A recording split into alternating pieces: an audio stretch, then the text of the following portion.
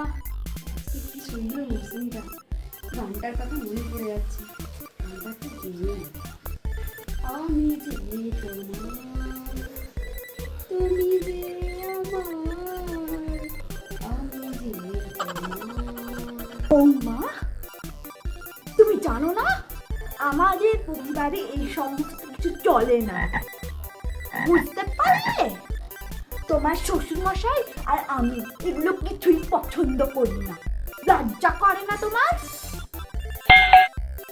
তুমি যা বলেছো, আমার শ্বশুর বাড়িতে তো কি কাজ না করতে হয়। সকালবেলাটা 9টার সময় উঠতে হয়, মানে তুমি ভাবতে পারছো কত তাড়াতাড়ি আমাকে উঠতে হয়। তোমার এখানে থাকার সময় তো আমি 12টার সময় উঠতাম, শ্বশুর বাড়িতে আমাকে 9টার সময় উঠতে হয়।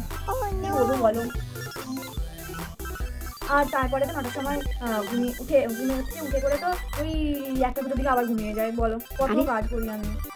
আরে মামনি, তুই আজকে এসেছিস অনেকদিন পর, কি খেতে চাস বল?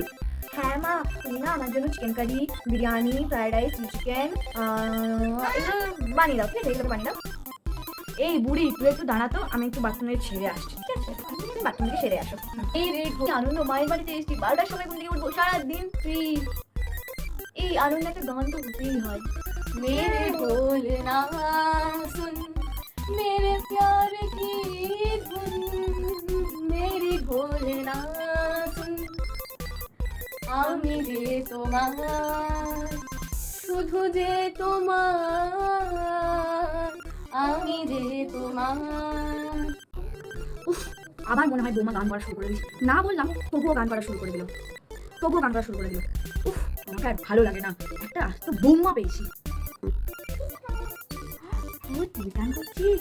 কত সুন্দর গলা, খুব সুন্দর লাগছে। মানে গো, আমি গান করলে মুড়ি হয়ে যায় না, তারা দিচ্ছি আমি করে দিচ্ছি। আপনি জানেন না, আমি বলে দিচ্ছি। এই তুমি এটা কি করছো? তুমি জানো না এ বাড়িতে কোনো গান বাজনা চলে না?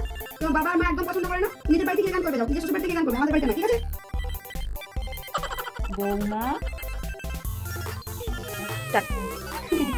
ঠিক আছে মা, আমি রান্না করতে যাচ্ছি, ঠিক আছে?